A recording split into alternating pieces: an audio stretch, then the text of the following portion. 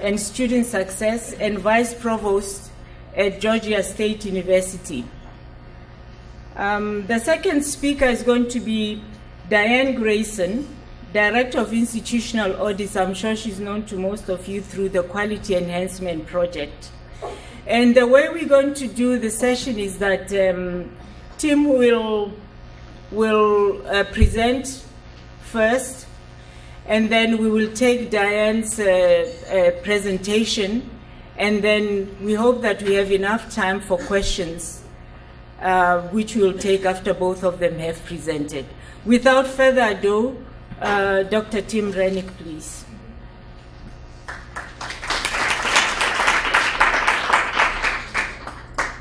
Yeah, good morning. It's a pleasure to be here. We're going to start this part of the presentation and the conference with a short video. This is the South African premiere of this video. It just ran on national television on PBS NewsHour last night in the States, so it is hot off the press, as they say, and it'll give you a brief introduction to Georgia State. Let's see if we can get it up and running.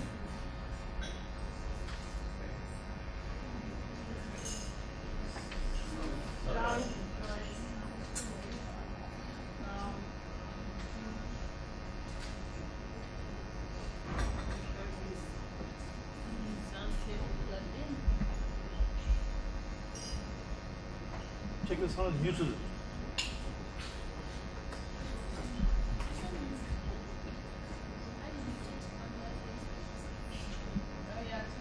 Check the laptop sound is muted.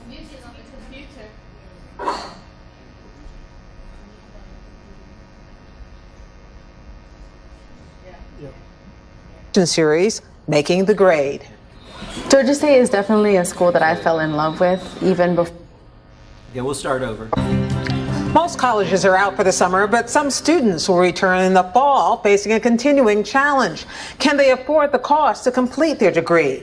April Brown takes us to Georgia, where one school is working to improve the odds. It's part of our weekly education series, Making the Grade.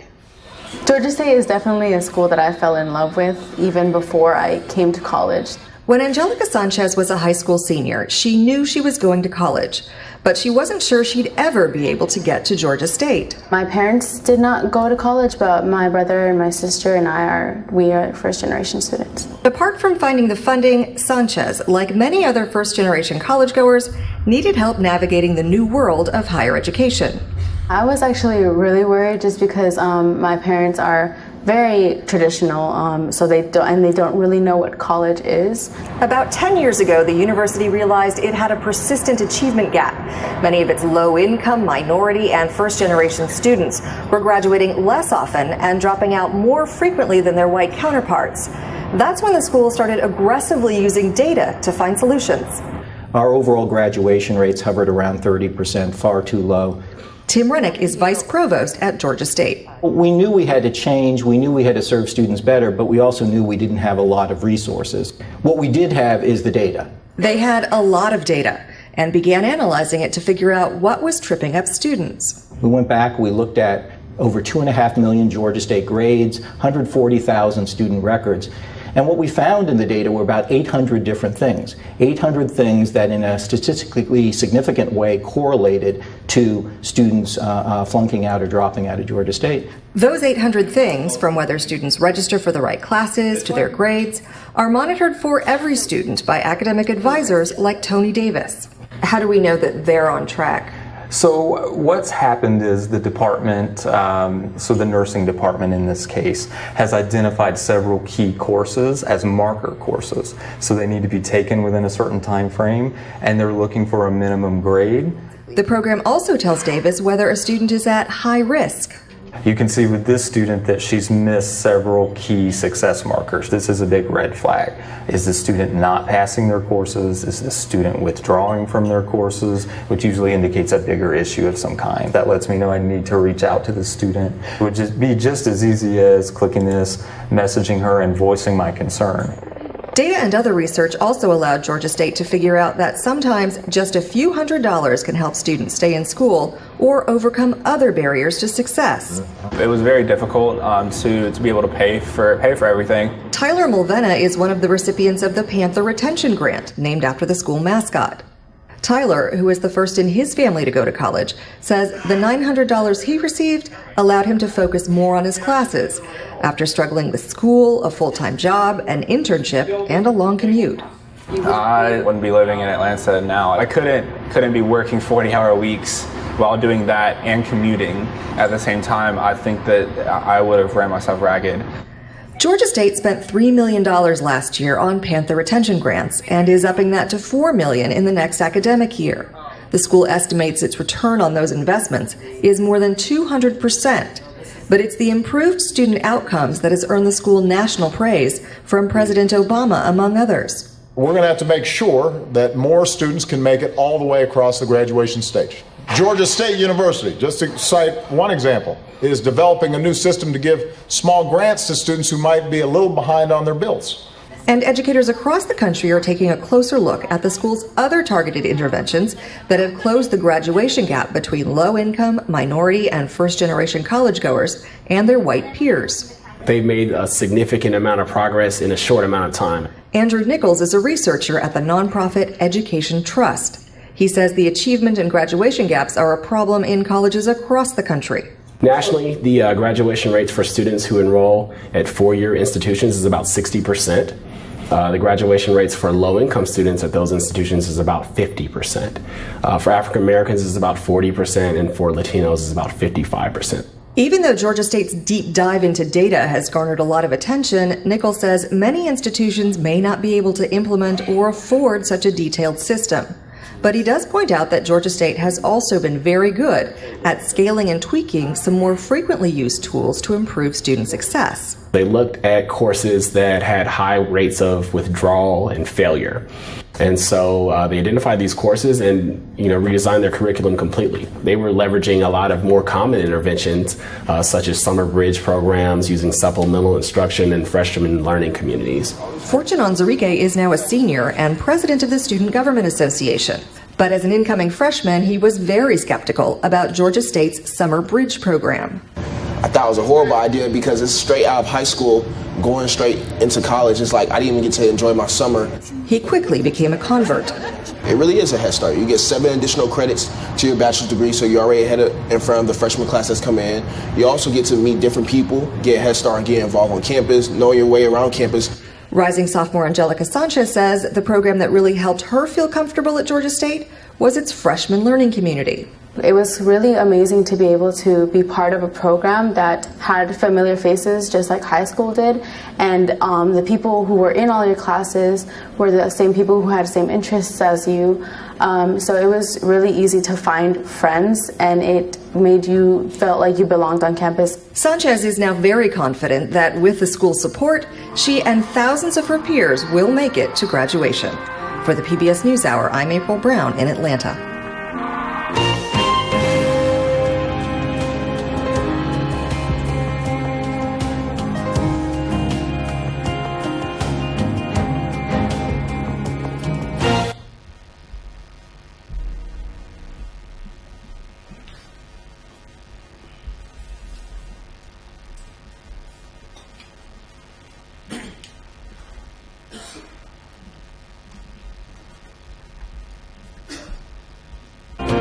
But first, as the Supreme Court wraps up an eventful term, a look back with a lawyer who has argued his share of cases in those chambers, retiring solicitor. We're going to give you the whole U.S. news from last night.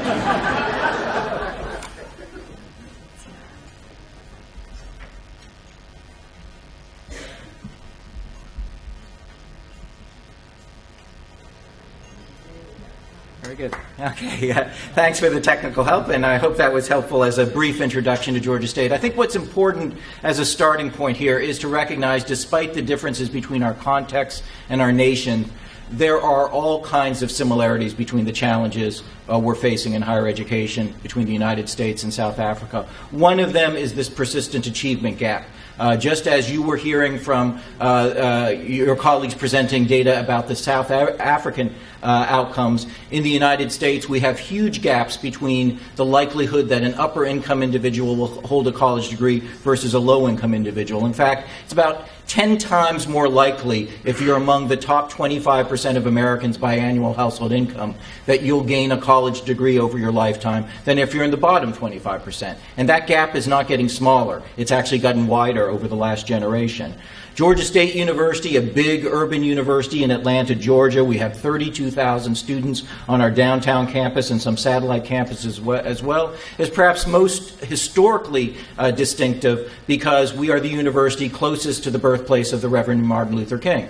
Auburn Avenue runs right through the main part of campus. My office sits right on Auburn Avenue, is about 4 blocks from where Martin Luther King preached, Ebenezer Baptist Church. His birthplace is just about 6 blocks away. His crypt, his gravesite also located right near Georgia State. But for much of our history, we were not living up to his ideals. We had very poor graduation rates. About 12 years ago, our graduation rates were around 30%. We had huge achievement gaps between our white students and our students of color, our black students, our Latino students, and also between our upper income students and our low income students. Those were very persistent. And to draw another parallel between your situation, we had a legacy of separation, segregation. Georgia State was a segregated university right into the 1960s. So it's those sorts of things we've been working to overcome over the past decades. We also have a student population that's not quite like yours, but not entirely unlike either. That at Georgia State University, we are what they call a majority-minority institution in the States, meaning that the majority of our students are not white. About 12 years ago, about 60% of our students were white. Now it's 63% of our students are non-white, with black students being the largest group by far, and Latino and Asian American students being the fastest growing populations. We also have large numbers of students who qualify for our federal low-income aid program. So these are students who are in the bottom quartile of income levels across the United States. About 7 or 8 years ago, before the recession, it was about a third of our students who were low-income students. Now it's over 60% or almost 60% of our students who qualify as low-income. And we've also faced resource issues, as I know you face at many of your campuses as well. Between 2008 and 2012, we lost $40 million in state appropriations as our state budgets were cut with the decline in income that came from the recession. I say all of that to give you a picture of Georgia State, but also to say that we were not sitting from a particularly advantaged position as we launched our efforts to improve student success in a systematic fashion. What we did try to do is give a serious answer to this question. Since our student body had changed so much in a short period of time, we recognized that we needed to change as well. And we asked the question, what kind of institution do we need to become to serve the kind of students we currently enroll?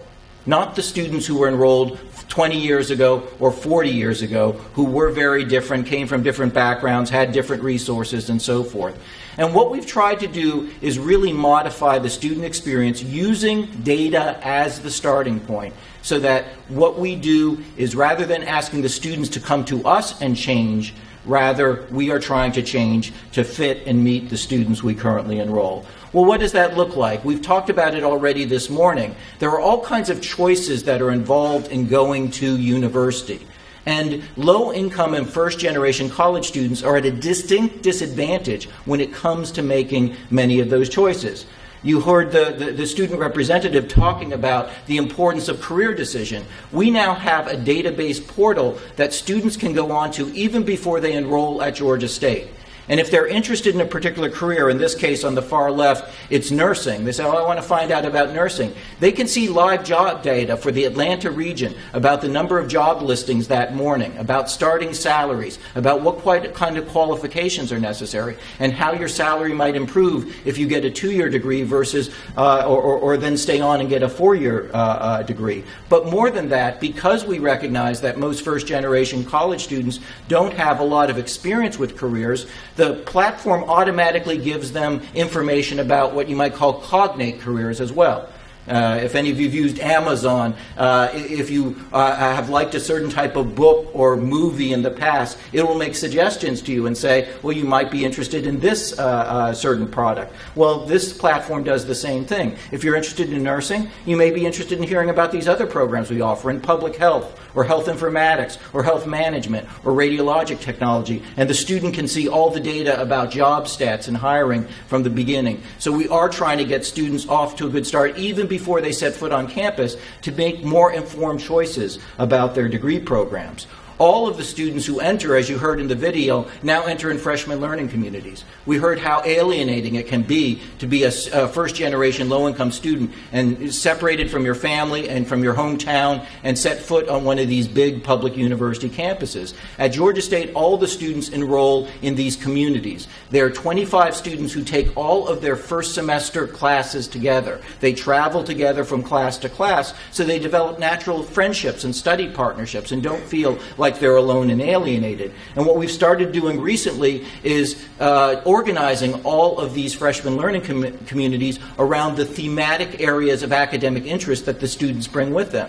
So if students come in and say, I want to pursue business, they will be put in a learning community with 25 other students who are interested in business, so that way, throughout their first year with us, we can push programming towards them, so they can understand, for instance, the choices ahead of them. Some students might go into marketing, some may go into accounting, some may go into management courses, and so forth. And what we want is for them to have a better understanding of those opportunities before they progress, because we know, again, it's a disadvantage to the first generation and low income students to expect that they're going to have that knowledge and understanding as they arrive at campus. Just that structural change of enrolling students in freshman learning communities and organizing them around what we call these meta majors, but these large academic categories, has had a huge impact on students who change their mind later on in their academic careers, who decide, well, no, I don't want to go into engineering after all, I want to go into medicine, or I want to go into the social sciences and so forth. That huge reduction has a very positive impact on the progression of especially the low-income and first-generation students, who are often more subject to these kind of choices later on. We've looked at courses that trip up a lot of students. Lots of problems getting students through introductory math classes. Well, the lecture format that we had used historically at Georgia State, where somebody like me stands in front of a room this big and talks at students for 3 hours a week and hopes that they pick up the complexities of pre-calculus or college algebra, it was never a reasonable model. It's certainly not a reasonable model for the first generation and low-income students we're enrolling currently. So we've moved entirely to what is called a flipped classroom, a hybrid model. Students come as a group with their classmates. The instructor is in the room, but they're all sitting at individual terminals, and they're working on the same chapter of the same course, but they're working at their own pace, because the adaptive learning exercises responds to their level of competency as they put answers in. If they're struggling with basic concepts, they get more questions until they build up some competency. If they're more advanced, they get more advanced questions so they don't get bored and tune out. So you have students getting constant feedback and learning at different paces in the same classroom. Just by converting from a lecture format to that particular format, we've lowered the number of students, the percent of students who are failing these classes, by 35%.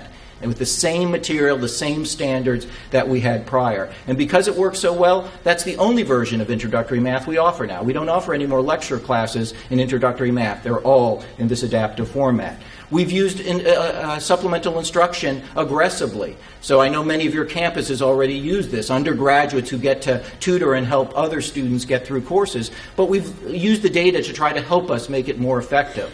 We've taken our analysis of the courses that trip up the greatest number of students, but we've also looked for the students at the undergraduate level who have aced those courses, who've done really well in those courses. That's a great value and a resource. So if you can find the students who have have succeeded in organic chemistry, pull that student out and train them to be tutors in the classes, that can be a huge impact upon students. And we found that students who are very reluctant to go to an instructor's or faculty member's office and ask for help. There are all kinds of social and cultural barriers to knocking on a faculty member's door and saying, I don't understand what you're saying, you better explain it to me. It takes a certain sense of entitlement to do that. But some of the students who won't go to see their faculty members because they don't feel empowered to do so will go to these sessions. And the students do much better, performing half a letter grade better. Again, we've scaled this program up. The past academic year, we had over 1,000 course sections at Georgia State that had supplemental instruction attached to it. You heard a little bit about these retention grants. We found that a lot of our seniors were dropping out because they were short a few $100s in being able to cover their fees. What a waste. You work all year long to get students prepped to enter into university, to pick the right academic field, to get through their math requirements and so forth. And then you have them dropping out when they're in their 4th year and close to graduating. So now we found with these, using data to target these small amounts of money strategically for students who are making progress in their degrees but need a little help, we've been able to graduate hundreds of additional students with that program alone. Probably our biggest program, and you did hear about this briefly in the video, is using predictive analytics. We're tracking every one of our 32,000 students every night with regard to warning signs or alerts. We used our data to identify what in the past correlates to students dropping out. What kind of behaviors, what decisions do they make? And now we have 800 things that we're looking for every student every night. A lot of it's just common sense. All of your academic programs have a map that students are supposed to progress through so they graduate in a timely fashion, graduate in the minimum amount of time. In the States, it's typically a 4-year time period for a bachelor's degree.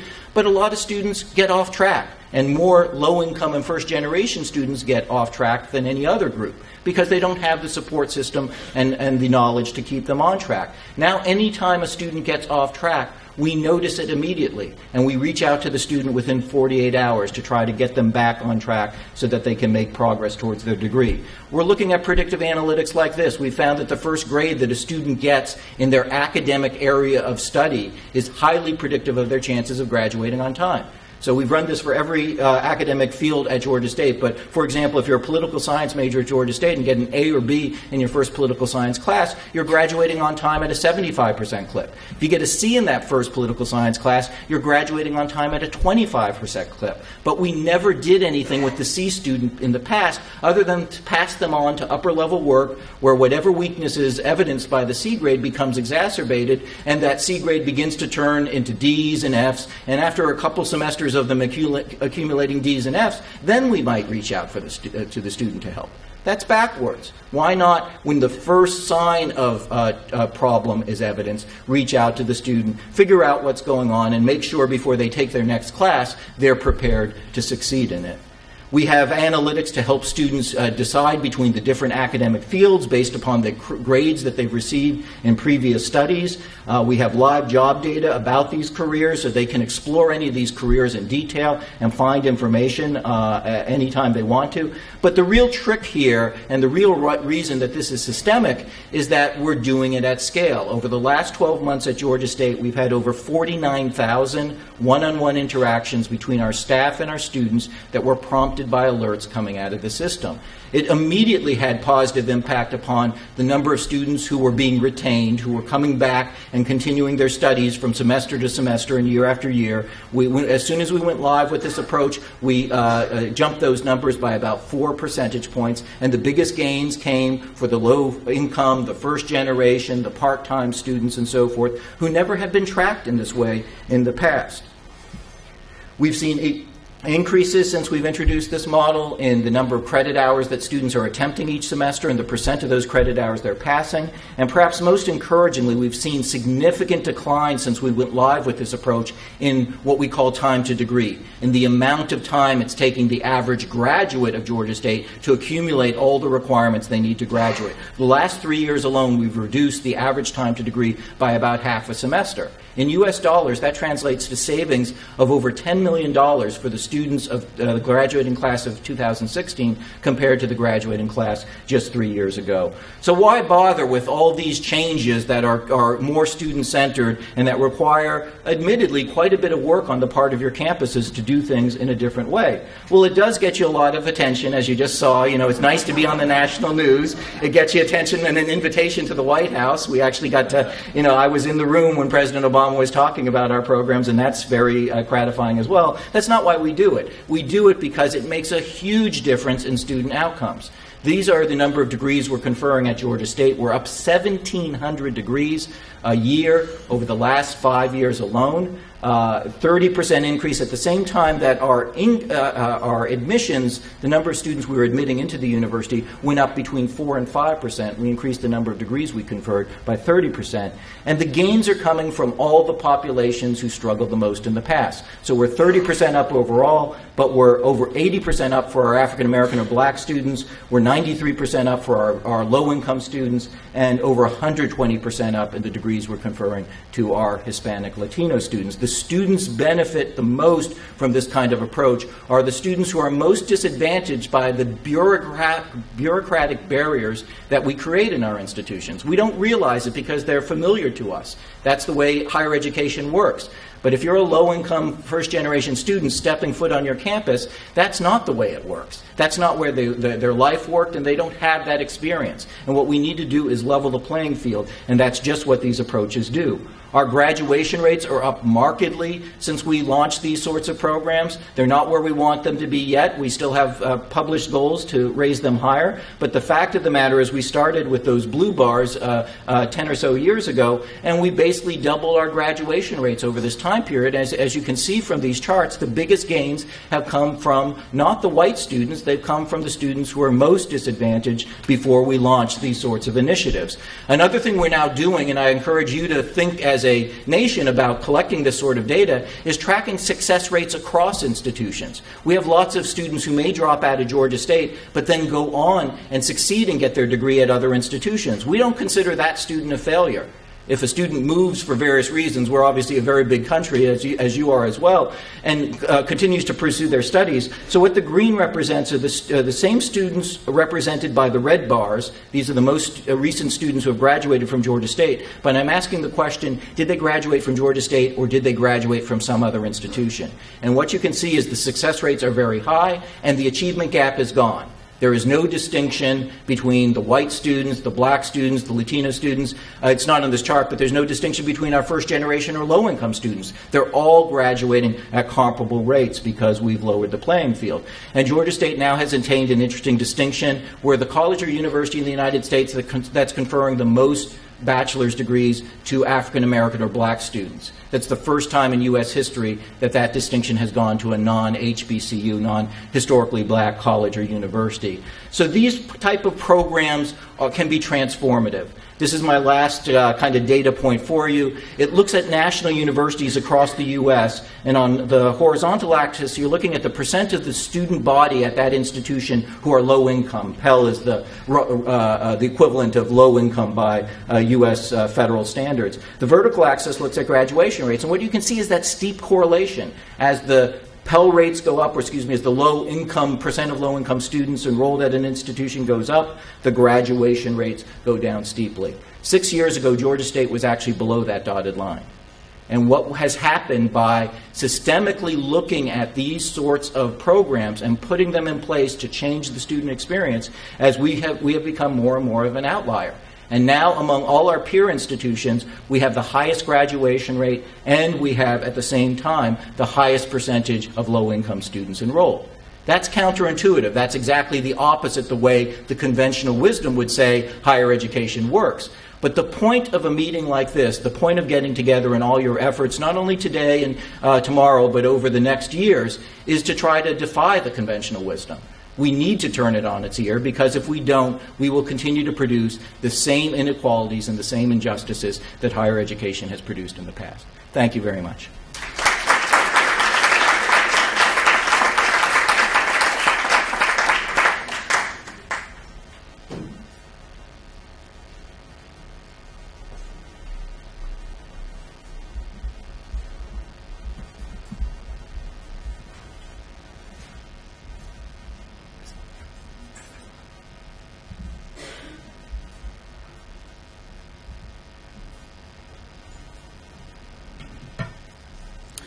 Thank you very much. I can't really follow that with anything like the flair or pizzazz, but never mind.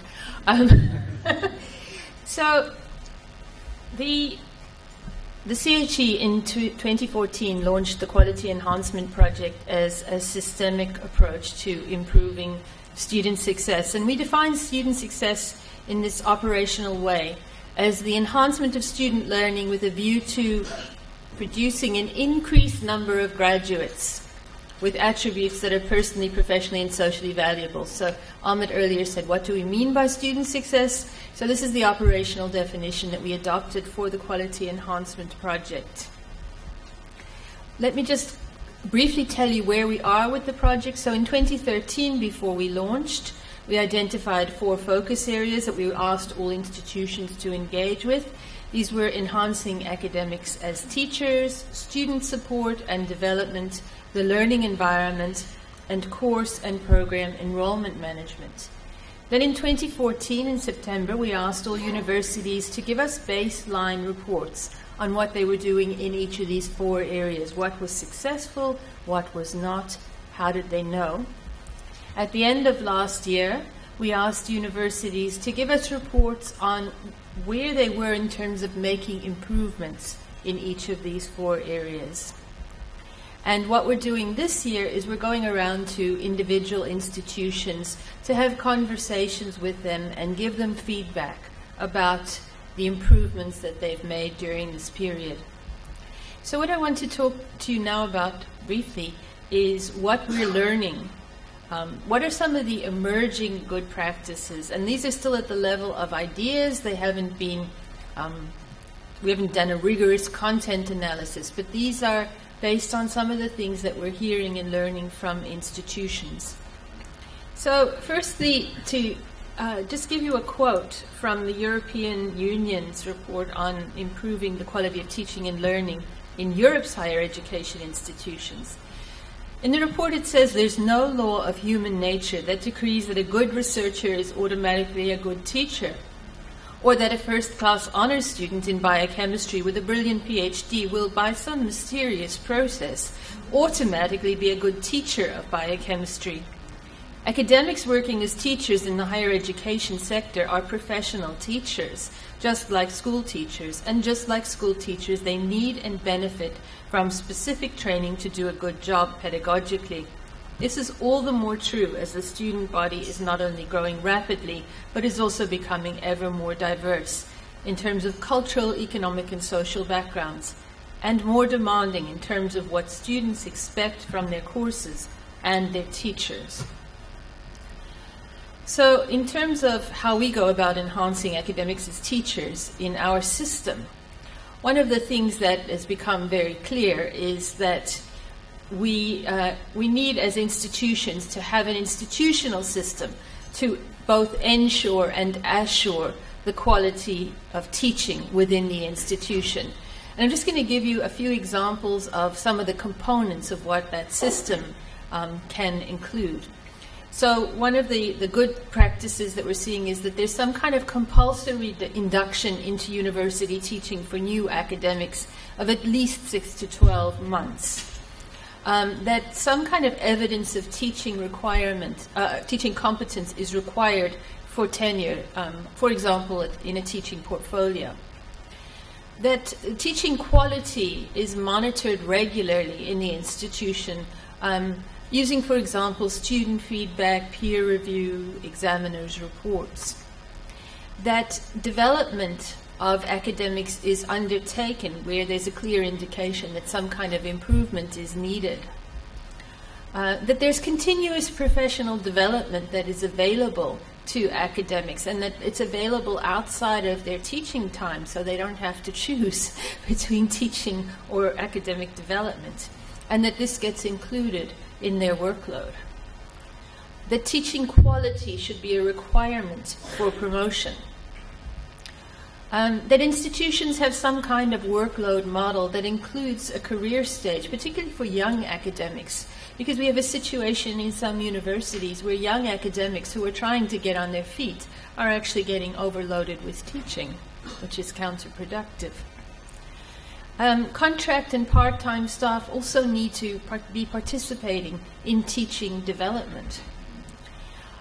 Discipline-based communities of practice and education research are promoted.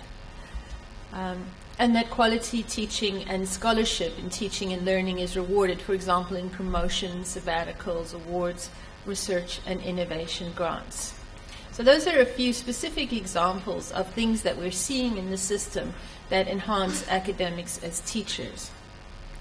In the second focus area, which was about enhancing student support and development, I want to quote here from Vincent Tinto, who says that access without support is not opportunity. So once a university admits a student, it has a moral obligation to do everything within its power to create an environment within which the student has a good chance of succeeding.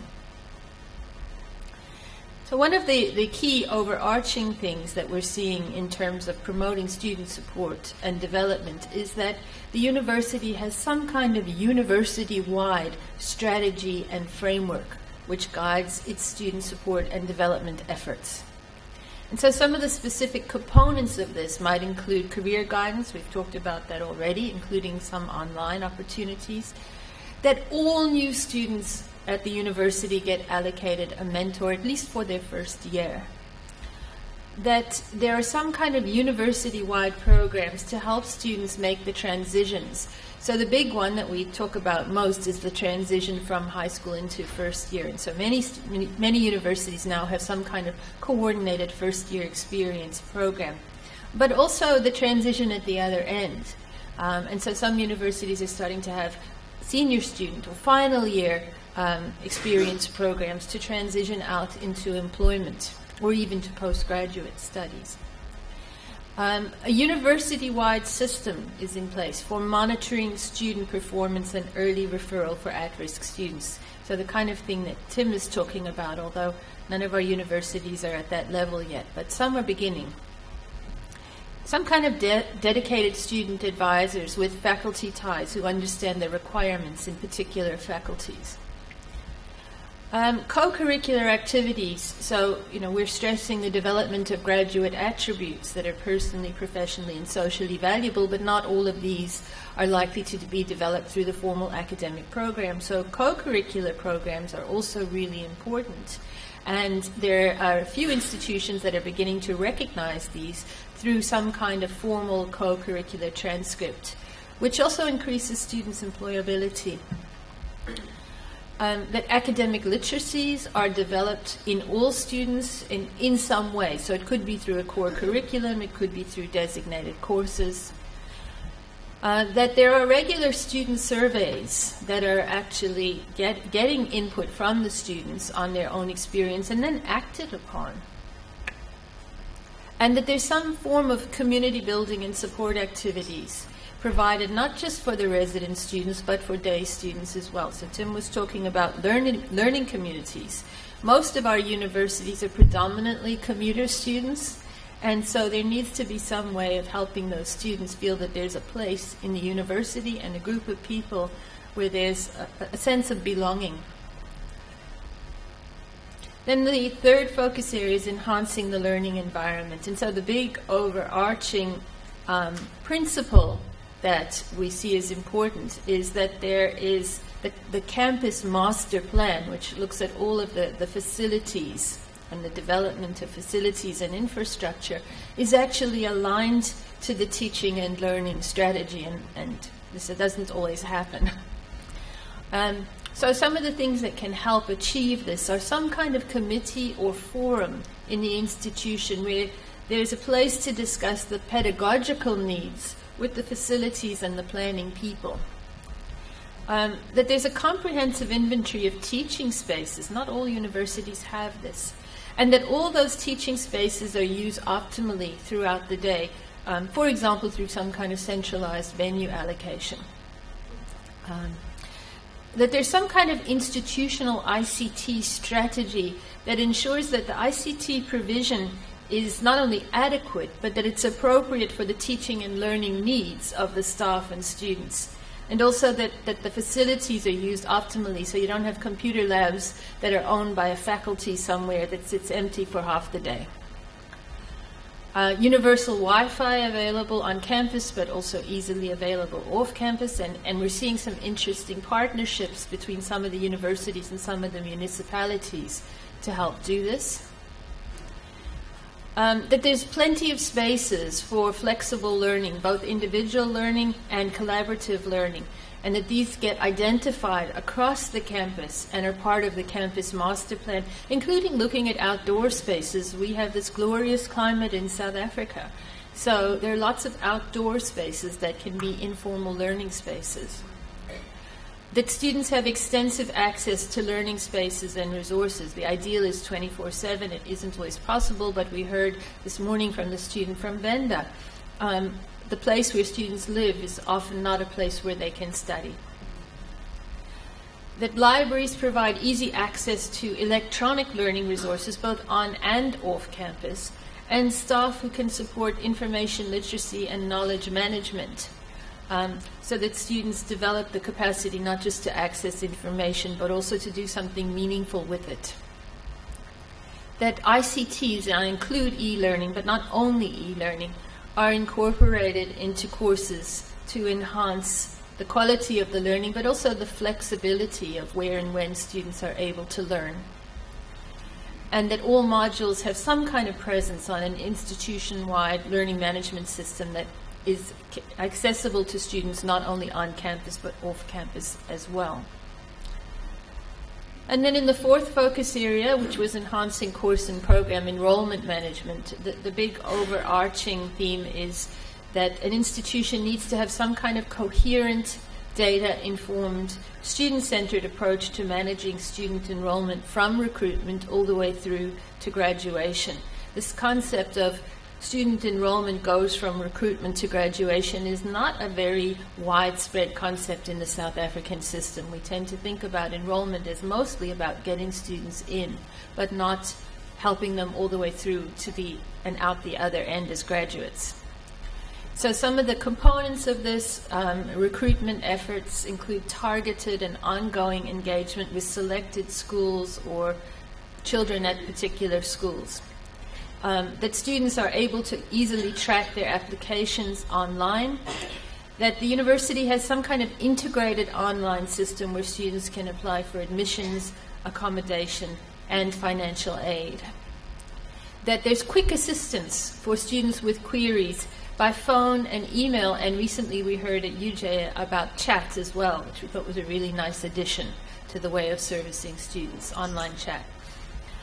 That notifications of their students' application results are sent out quickly, that there are systems to monitor the offers and the registrations for the university in real time, that there's some kind of online registration, but it has to be rule-based, but coupled with curriculum advising, that there's some kind of follow-up done of non-returning eligible students.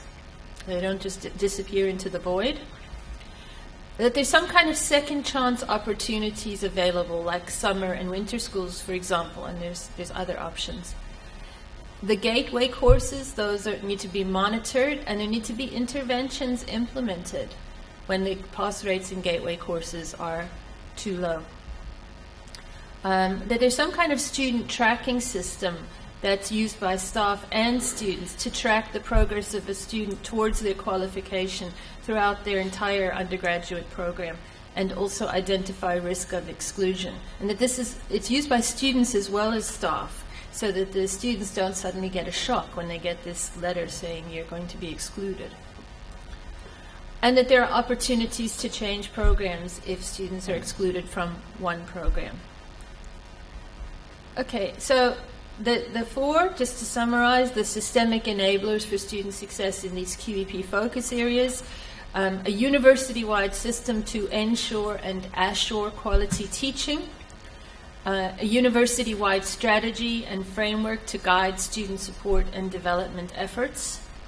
The campus master plan is aligned to the teaching and the learning strategy. And there's a coherent data-informed, student-centered approach to managing student enrollment from recruitment all the way through to graduation. Yesterday we had a workshop with Tim looking at systemic initiatives to improve student success. There's just a few key points I want to mention that came out. One is, why don't we have a longer gap between the end of school and the beginning of university?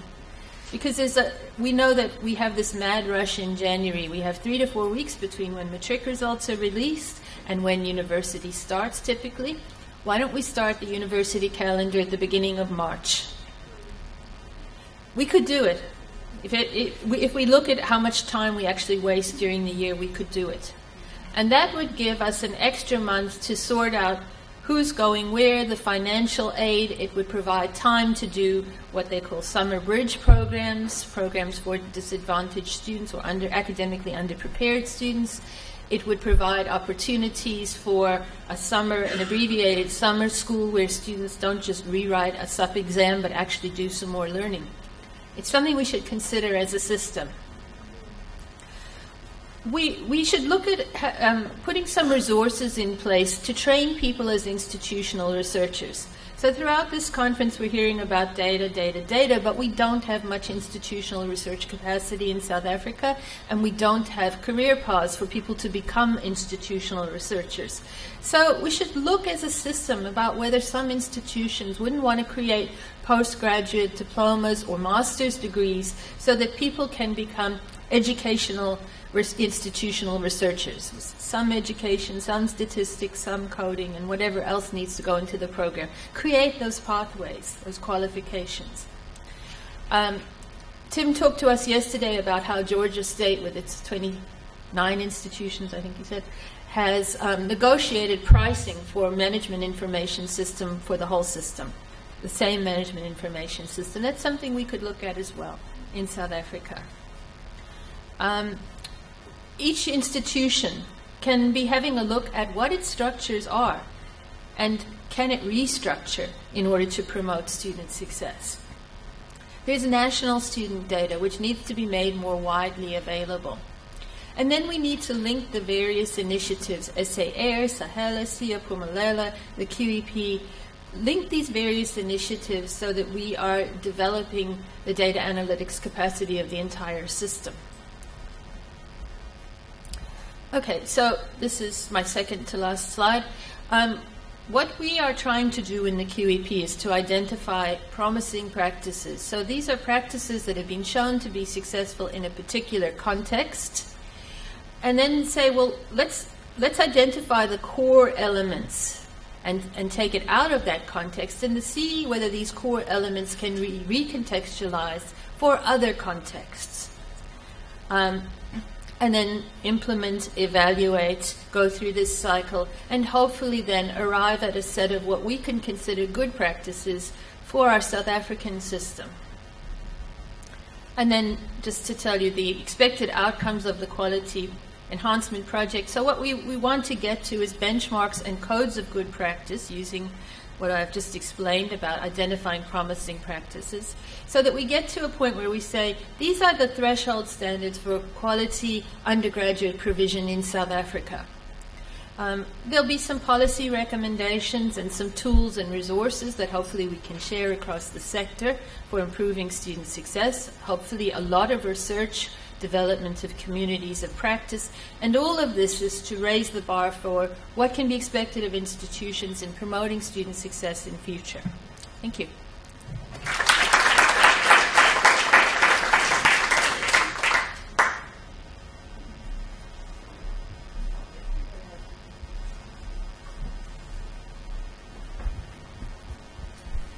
Thank you very much to Tim and Diane. We have time for a few questions.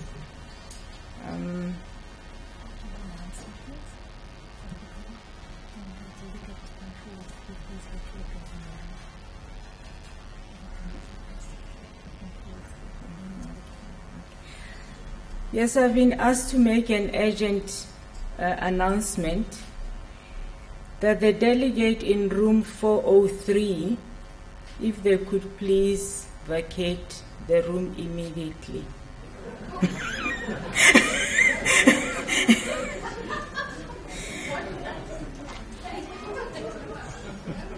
I didn't sign up for that one, Jenny.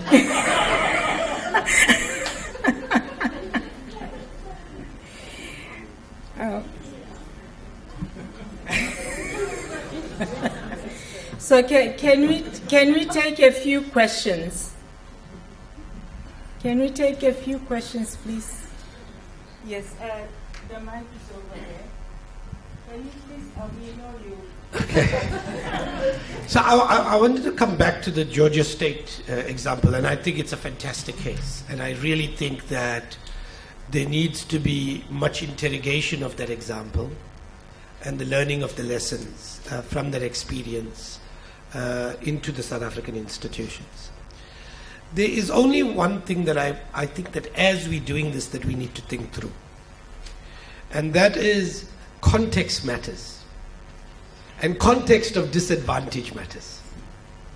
So I say this because I do think that when you say disadvantage and poverty in the United States, it's fundamentally different to disadvantage poverty in the middle of Venda or Zululand.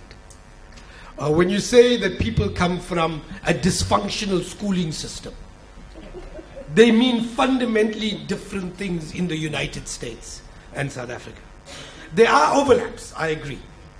But we are talking about fundamentally different sources of disadvantage. And how we integrate that is an important challenge. So, yes to the Georgia State. I think in technical terms it's absolutely important. The data analytics, the systemic lessons are important. But we need to grapple with what disadvantage means in this context and then find custom-made solutions to that challenge. And I say this because there's been many cases elsewhere where we assume disadvantage means the same thing. But they mean fundamentally different things in the kind of culturally diverse situations we're looking at, in the kinds of disadvantage, the inequality levels. I saw, for instance, a case in the California system about starvation, for students starving.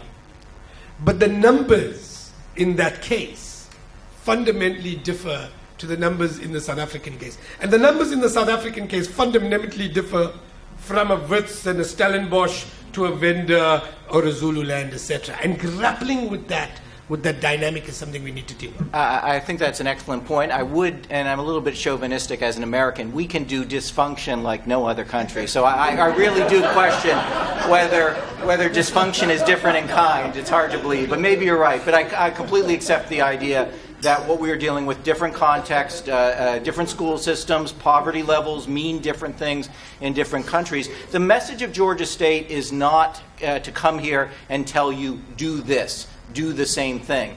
It's look at your data, let your data tell you what's hurting your students, where they're getting tripped up, and how you can respond to it. That's what we did. I go around to other universities in the United States, and I get a very similar comment to the one that you just heard, that it's not the same in Michigan, it's not the same in Cleveland, and that's right. It's different financial contexts, different funding systems, and the differences are going to be greater between anything in the States and South Africa. I fully accept that.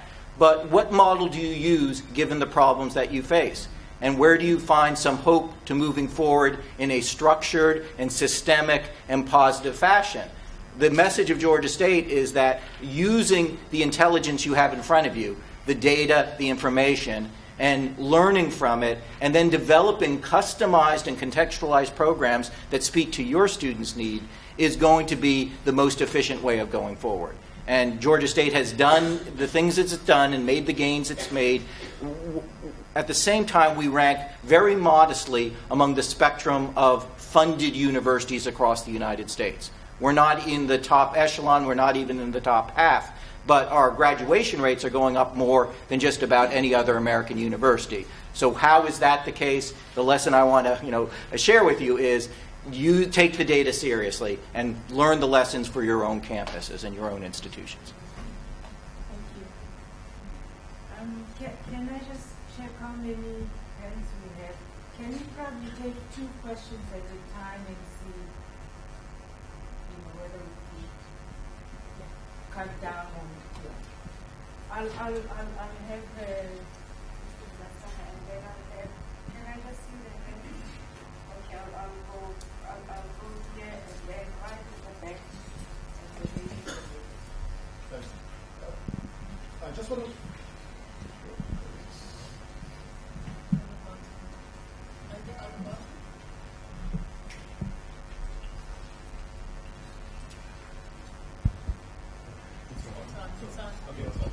Yeah, the tools and the data analytics and the system that you have, I guess, assumes that you have integrated systems, learning management systems, assessment systems.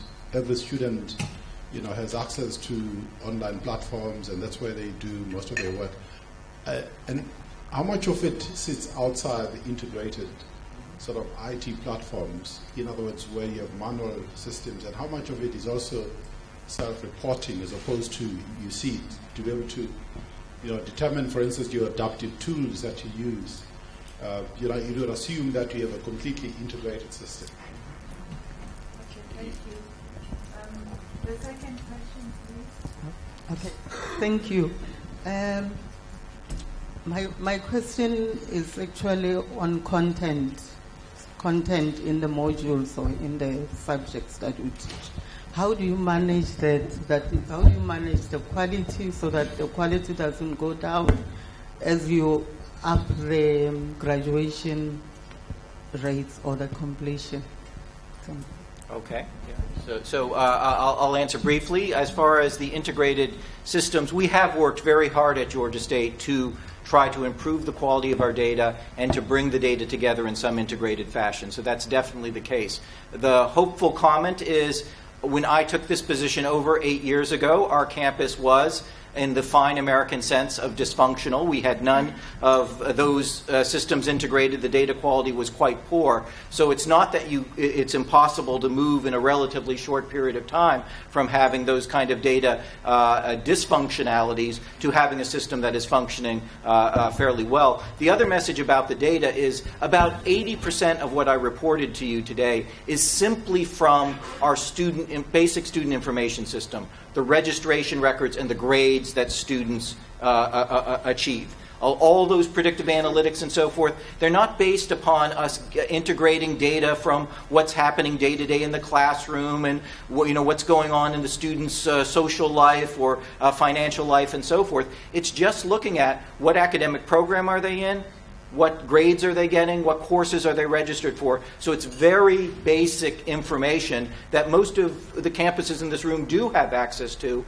at least in some form. So that, again, I say that to be encouraging. We're using vendors that have helped us up our game, as they say, get more nuanced in the use of data. But 80% of what we're doing is just basic analysis of the grades students get, the courses they're registered for, the academic programs they're in, and so forth.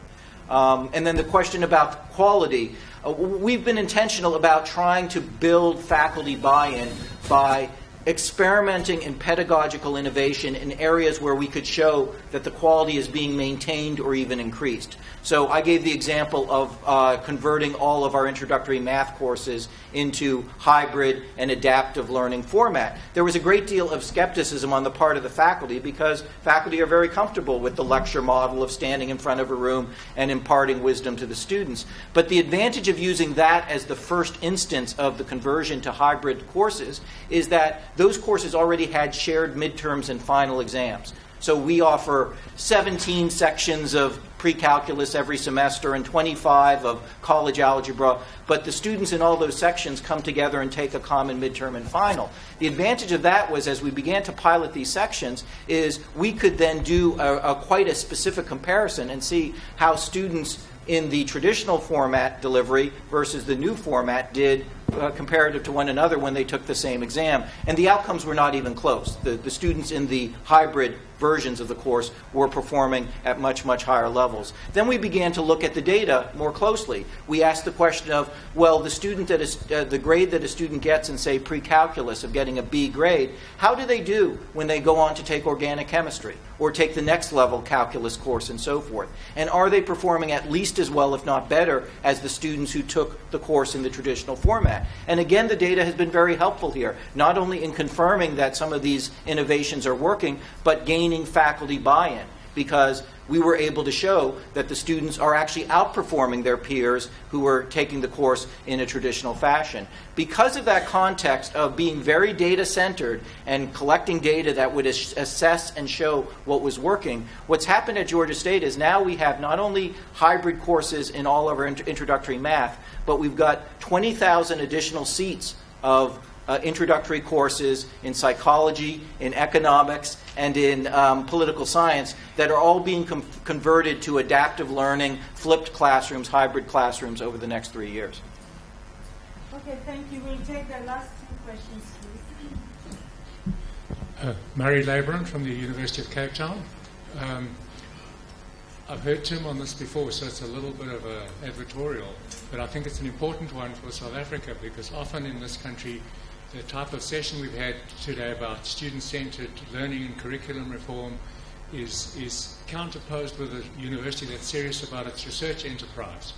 And I think there's a lot more subtlety there, and I'd like you to just talk to that a little bit in terms of the Georgia State experience. Thank you.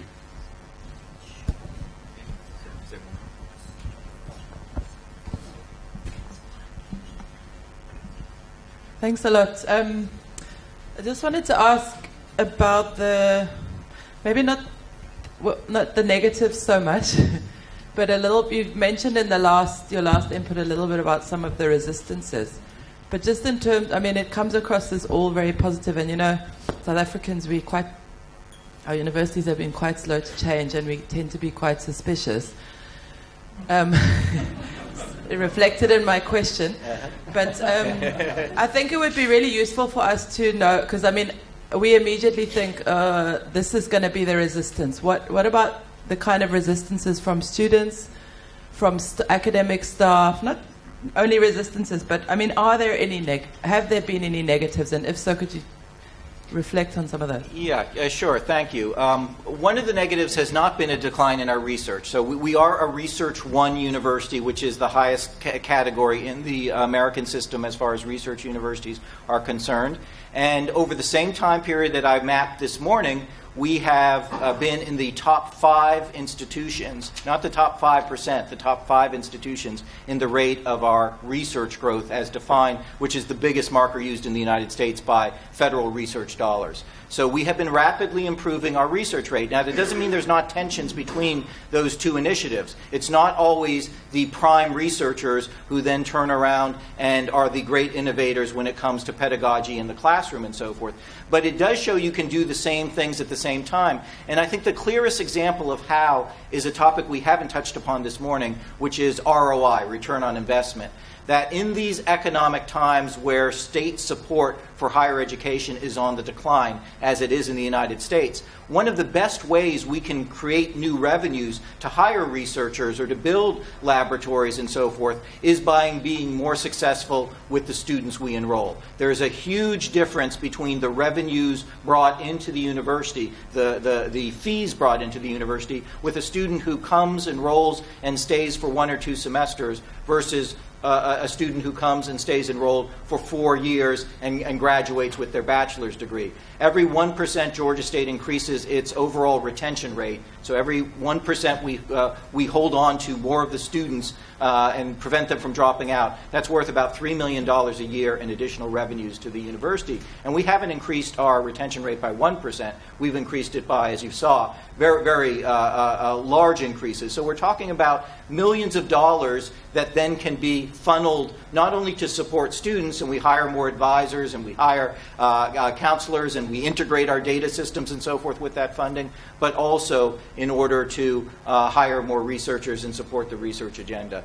Now, as far as negatives are concerned, we've had some significant failures. There have been difficult times. I talked about the conversion of all our introductory math as a real positive. It is, but there's another side to the story, which is we had a chair of our math department when we initiated the movement to try to improve the outcomes for our students, who was convinced that the problem rested entirely with the quality of high school education in the state of Georgia, which admittedly is not strong by any U.S. national standards. His view was that if 43% of the students are failing introductory math, which was the problem when we initiated our program, then that's a reflection of the fact that Georgia has do a better job of teaching students in high school math, and then they'll come in and do better in mathematics. And that was a real roadblock when you have the chair of the department saying that there's nothing wrong here, that it's all a reflection of somebody else's doing and it's their problem. And so we actually had the chair step down. And the chair was, in effect, fired, not from the faculty, but fired from being chair. And we replaced him with somebody that was more open to the kind of suggestions. We didn't force any of the methodology and pedagogy on any faculty member. We had young faculty who wanted to experiment with these hybrid approaches. They were being blocked by the chair of the department who said, no, we don't want to allow it. And once we allowed it, then the other faculty came around because, as I was saying to the previous questioner, we began collecting data that showed that this was much, much more effective in getting the outcomes that the math faculty wanted. So I'm sorry I started with a negative and I turned it into another positive. It's just me. But the reality is it was very painful to have to fire a chair of the department. It was disruptive. It took the will of a dean, and it took a lot of convincing of the dean to get him to do it. Not all the faculty were happy about that and so forth. But if ultimately the outcomes improve, if you can show that the decision was not just a capricious one, but made for the benefit of the students, you don't have anything to fear. I mean, there's nobody today who questions why we let loose that chair who was blocking the innovation in our math courses. There was all that concern at the time we did it, none of it anymore. So be effective in your use of data, be effective in what you do, and that's going to be the biggest testimony to the effectiveness of your leadership. Thank you very much to our two presenters. I think the discussions will continue in the different sessions. So can I ask you to clap hands for the two? And I also have something for you here, Tim, to thank you. Thank you very much.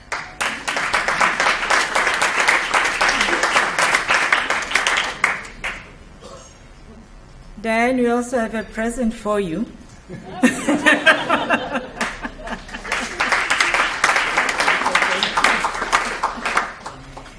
Thank you very much. That's the end of the session.